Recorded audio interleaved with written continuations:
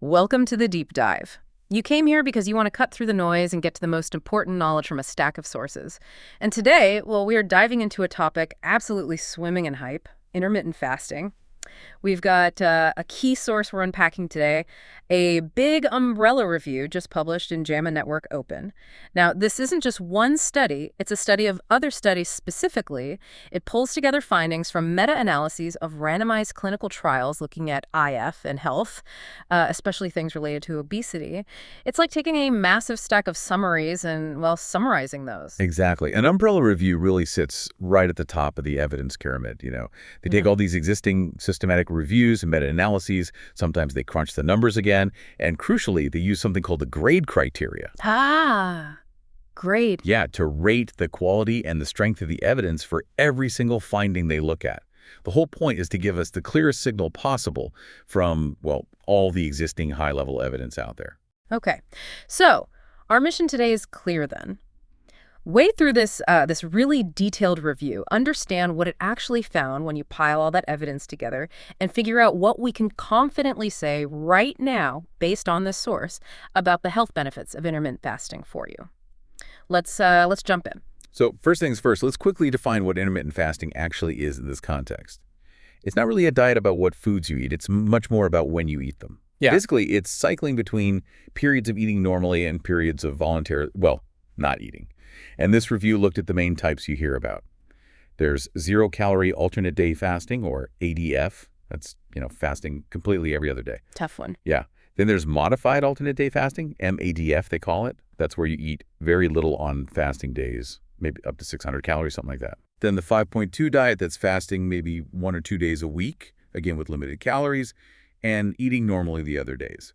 And finally, time-restricted eating, or TRE. That's probably the most popular one, like the 16.8 method, where you fast for a block of hours every single day. Right, like skipping breakfast or eating an early dinner. Exactly. And the proposed idea behind why this might work, which the review touches on briefly, is this thing called the metabolic switch.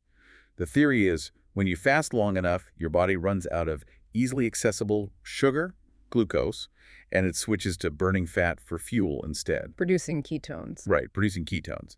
And this switch is thought to maybe trigger some beneficial things at the cellular level, like better blood sugar control, maybe making cells more resistant to stress, potentially reducing inflammation, things like that. Okay, that sets the stage nicely. Now let's talk about the source itself, this JAMA umbrella review. You said it was big. Just how big are we talking? Oh, it's substantial, yeah.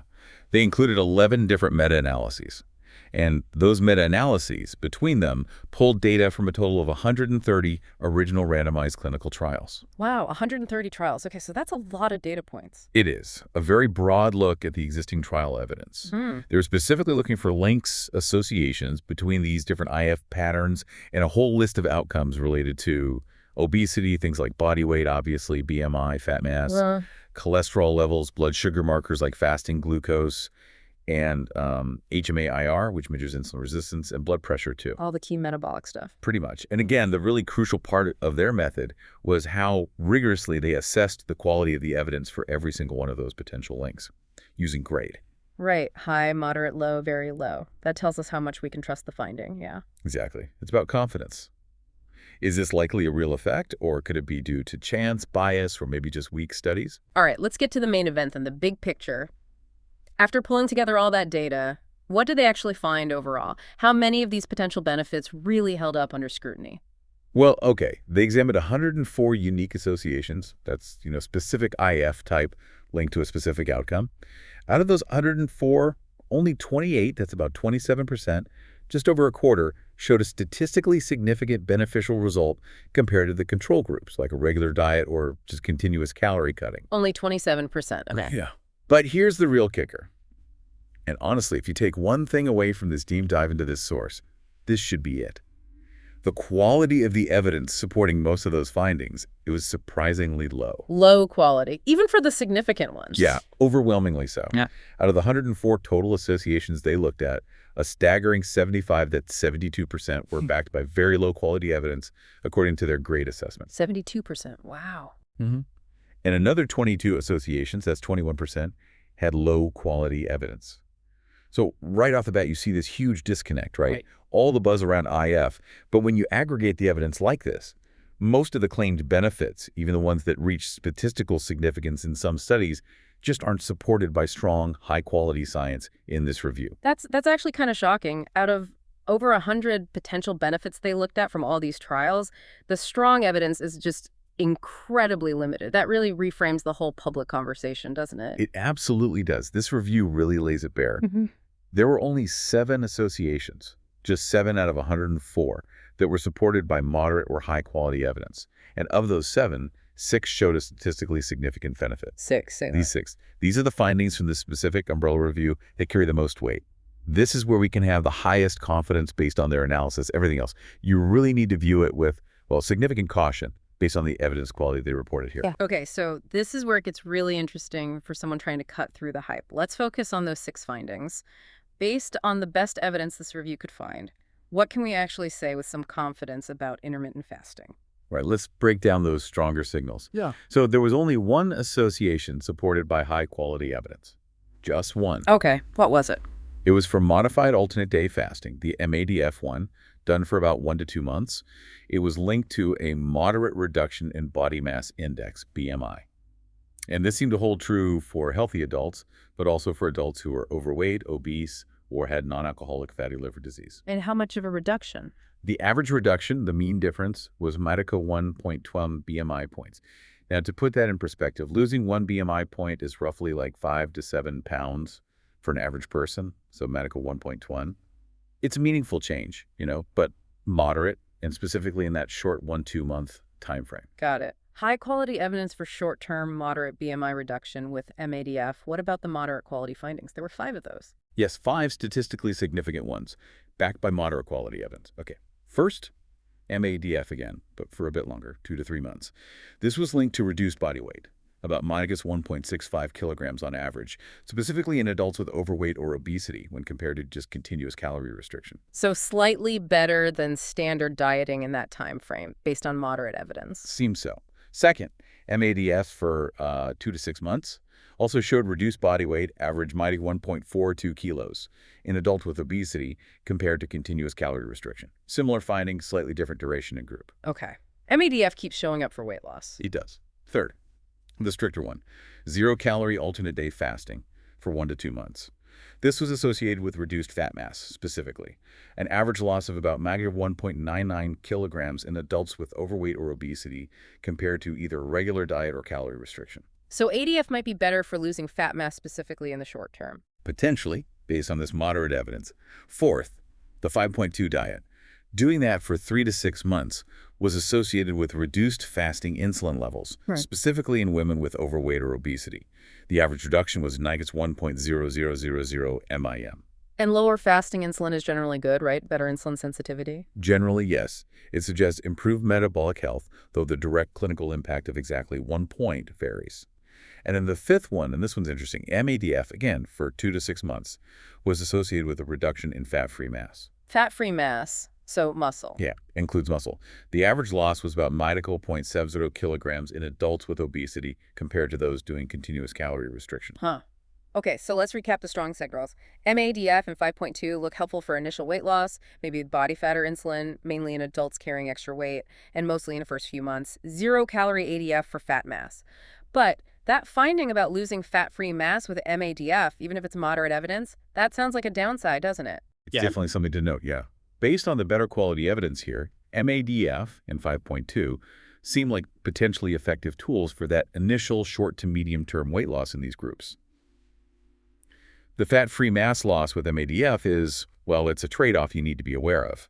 The review does mention that in the studies that went longer, this loss seemed to happen early and then level off after about 6 months. It didn't seem to get progressively worse based on the data they synthesized. But it does highlight that preserving muscle might be a bit more challenging with some IF approaches, at least initially. Right. Okay, so those are the handful of findings with decent evidence behind them according to this review. What about all the other claims? You mentioned cholesterol, blood sugar, blood pressure. Right. So beyond these moderate to high quality findings, the review did report other statistically significant associations for IF for those things. But these were the ones flagged as low or very low quality evidence, right? Exactly.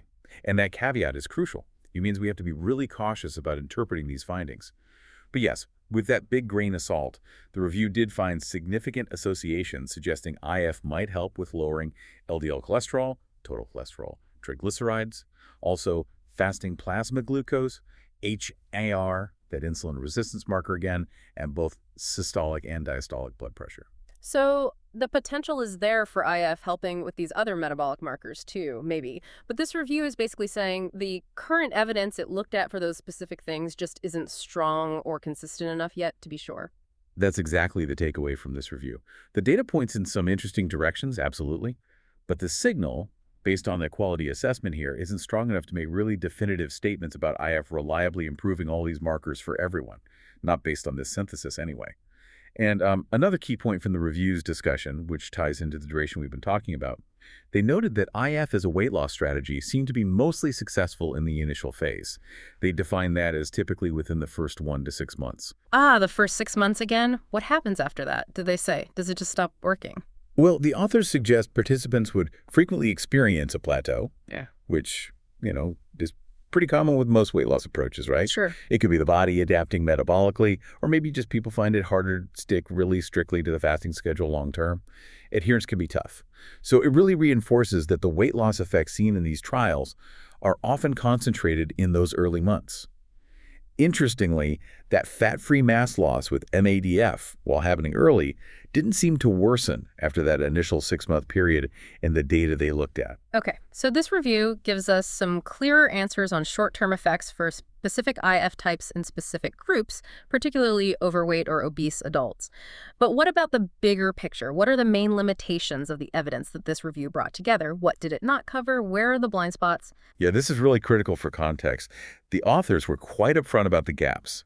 Based on the meta-analyses they included, one of the biggest, they could not really evaluate adverse outcomes or side effects properly. No side effects data. Not comprehensively, no.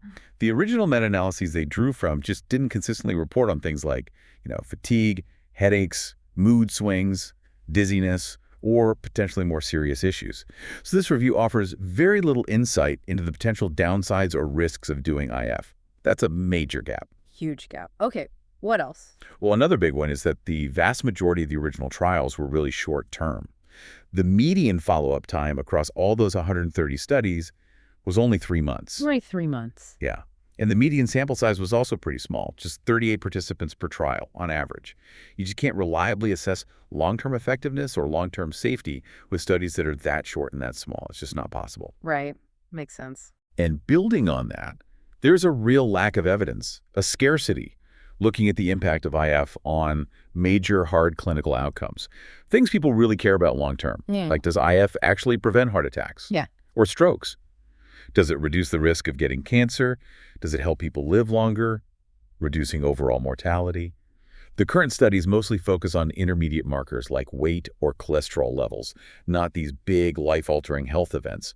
We just don't have that data from the trials synthesized here. So we know it might help you lose weight short term, but we don't know if that translates to living longer or avoiding major diseases based on this review. Pretty much. The evidence is also limited for certain groups we don't know much about IF in adolescents, or the elderly, or people with specific medical conditions that aren't directly related to obesity or metabolism. And long-term safety around things like eating disorder risk, sleep quality, hormonal changes, fertility, bone health.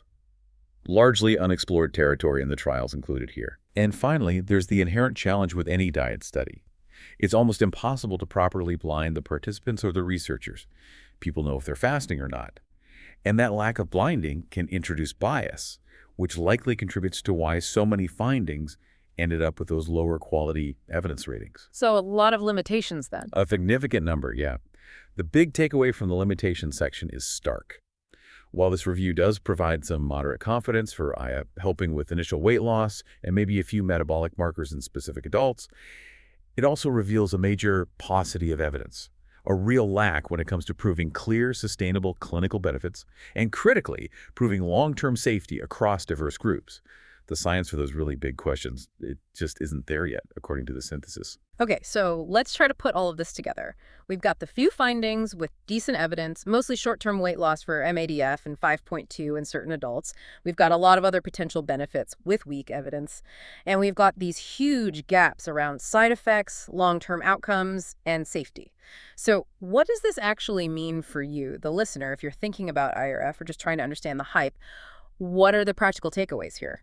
Well, I think this review suggests that for an adult who is carrying extra weight, overweight, or obese, and is looking for a strategy for initial weight loss, IF, particularly modified alternate day fasting of the 5.2 diet, does appear to be an effective option in the short to medium term, say the first 1 to 6 months. A tool in the toolbox. Exactly.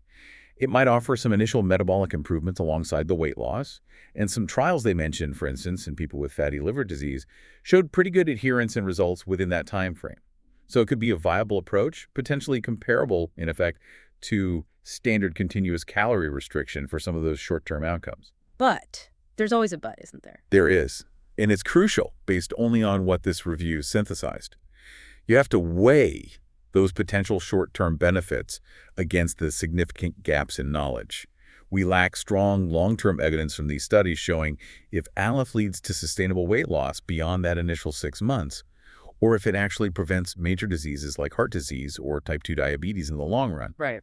And perhaps most importantly, the long-term safety profile is largely unknown based on this evidence pool. We don't have a clear picture from this review about potential side effects, nutritional adequacy over time, or how it impacts different people, older adults, those with other health issues, etc., in the long run. Adherence can also be a real challenge for many people beyond those first few months. It really sounds like the science, while confirming some, short-term pluses for specific groups, is still miles behind answering the biggest questions people have about IF, especially long-term ones. The hype has definitely gotten way ahead of the high-quality evidence, hasn't it? Absolutely.